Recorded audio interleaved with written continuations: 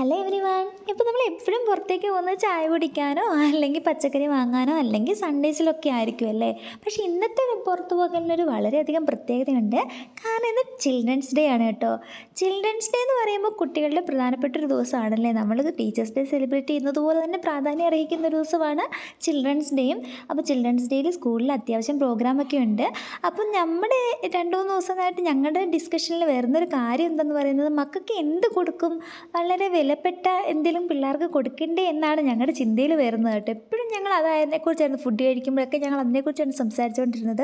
അപ്പോൾ എന്ത് വിലപ്പെട്ടത് കൊടുക്കും, നമ്മൾ ഓവർ എമൗണ്ട് ചിലവാക്കുന്നതിനേക്കാളും പിള്ളേർക്ക് നമ്മൾ കൊടുക്കുന്ന സ്നേഹം അതാണല്ലോ ഏറ്റവും വില മതിക്കാനാവാത്തത്. അങ്ങനെയൊക്കെ ഞങ്ങൾ ചിന്തിച്ചു. പിന്നെ വിചാരിച്ച് എന്തെങ്കിലും ഓർമ്മയ്ക്കായിട്ട് എന്തെങ്കിലും കൊടുക്കാമെന്ന്. അങ്ങനെ ഞങ്ങൾ ചെറിയ ബഡ്ജറ്റിൽ മക്കൾക്ക് സന്തോഷമാവുന്ന രീതിയിൽ പ്ലാൻ ചെയ്തു കേട്ടോ. പിന്നെ ഞങ്ങൾ ഷോപ്പിൽ പോയി തപ്പി കണ്ടുപിടിച്ചു എന്ത് പിള്ളേർക്ക് ഏറ്റവും കൂടുതൽ യൂസ്ഫുൾ ആയിട്ടുള്ള ഒരു ഐറ്റം. അതാണ് പേന എന്ന് പറയുന്നത്. നമുക്ക് എത്രമാത്രം പേനയുണ്ടെങ്കിലും എഴുതി എഴുതി തീരുവല്ലേ.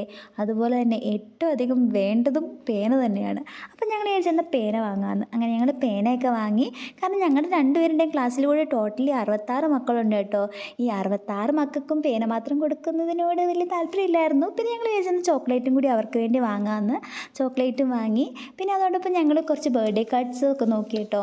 കാരണം ഞങ്ങളുടെ തൊട്ടടുത്ത ദിവസങ്ങളിൽ, ഇനി വരുന്ന ദിവസങ്ങളിൽ ഞങ്ങളുടെ പ്രിയപ്പെട്ട ഒരു കൊച്ചിൻ്റെ ബർത്ത്ഡേ ആണ്. അപ്പോൾ അവൻ്റെ വീട്ടിൽ അങ്ങനെ ആരും ഇല്ല സെലിബ്രേറ്റ് ചെയ്യാനൊന്നും. അവനെ ബർത്ത്ഡേ ആഘോഷിക്കുന്ന കൊച്ചല്ല, ആഗ്രഹമില്ലാഞ്ഞിട്ടല്ല, പക്ഷേ സാഹചര്യം ഇല്ലാത്തത് കൊണ്ടാണ് കേട്ടോ. അപ്പോൾ അവന് കൊടുക്കാൻ വേണ്ടി ഒരു ബർത്ത്ഡേ കാർഡും കളിപ്പാട്ടമൊക്കെ നോക്കി, കുറേ നോക്കി, പക്ഷെ ഒന്നും നല്ലതായിട്ടുള്ളതൊന്നും കണ്ടില്ല കേട്ടോ.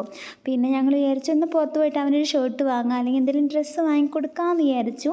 അങ്ങനെ ഞങ്ങൾ ഇവിടെ ഒരു എന്താ പറയുക, ഒരു ബസാറുണ്ട് കേട്ടോ. അപ്പം ബഡാ ബസാർ ലൈക്ക് സംതിങ് അങ്ങനെ. അപ്പം ഞങ്ങൾ അവിടെ കയറി. അവിടെ ഞങ്ങൾ ബഡാ ബസാറിൽ കുറേ സാധനങ്ങളുണ്ട്. അപ്പം ഞങ്ങൾ അവന് വേണ്ടി ഷർട്ട് വാങ്ങി, ഷർട്ടല്ല ഒരു ബനിയൻ വാങ്ങി. നല്ല രസമുണ്ട് കാണാൻ വേണ്ടി. അപ്പം അത് വീഡിയോ കാണിക്കാത്തത് ഇനി ഈ വ്ലോഗ് കണ്ടിട്ട് വേറെ മക്കളത് കണ്ടിട്ട് അവനത് ഇടുമ്പോൾ അവന് പ്രശ്നമാവാതിരിക്കാൻ വേണ്ടിയാണ് കേട്ടോ. അങ്ങനെ ഞങ്ങൾ അവിടെ നിന്ന് കുറച്ച് സാധനങ്ങളൊക്കെ തപ്പി നോക്കി. പിന്നെ കണ്ണടി കണ്ട എൻ്റെ ഒരു വീക്ക്നെസ്സാണ് വീഡിയോ എടുക്കുക എന്നുള്ളത്. അങ്ങനെയും ചെയ്തു.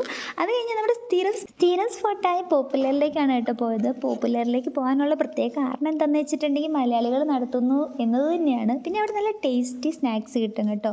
അവിടുത്തെ സാൻഡ്വിച്ച് വളരെ ടേസ്റ്റിയാണ്. പിന്നെ ഞങ്ങൾ സ്ഥിരം ചായയും സാൻഡ്വിച്ചും കഴിച്ച് വർത്താനമൊക്കെ പറഞ്ഞ് അവിടെ നിന്ന് സ്പീഡിൽ ഇറങ്ങുക എന്നായിരുന്നു ഞങ്ങളുടെ ലക്ഷ്യം. കാരണം ഓൾറെഡി സമയം ലേറ്റ് ആയിരുന്നു. ഇനിയും ലേറ്റ് ആയിട്ടുണ്ടെങ്കിൽ എന്ത് ചെയ്യും, ഹോസ്റ്റൽ പൂട്ടും. അതുകൊണ്ട് ഞങ്ങൾ സ്പീഡ് പോകണം എന്നാണ് ഞങ്ങൾ ആഗ്രഹിച്ചത്. പക്ഷേ ഞങ്ങൾ വർത്താനമൊക്കെ പറഞ്ഞ് മെല്ലെ നടന്ന് വന്നപ്പോൾ എന്ത് ചെയ്തു, സമയം ലേറ്റായിപ്പോയി.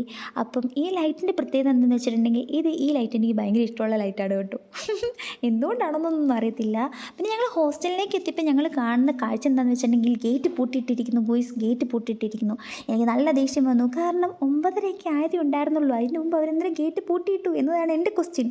എന്നാലും ഞങ്ങൾ കുറച്ച് നേരം വെയിറ്റ് ചെയ്ത് വാർഡനെയൊക്കെ വിളിച്ച് സംസാരിച്ച് വാർഡൻ വന്നില്ല. വാർഡൻ എൻ്റെ പിള്ളേരെ പറഞ്ഞു വിട്ട് ഹോസ്റ്റൽ തുറന്നു കേട്ടോ. അപ്പോൾ അത്രേ ഉള്ളൂ. ബായ്.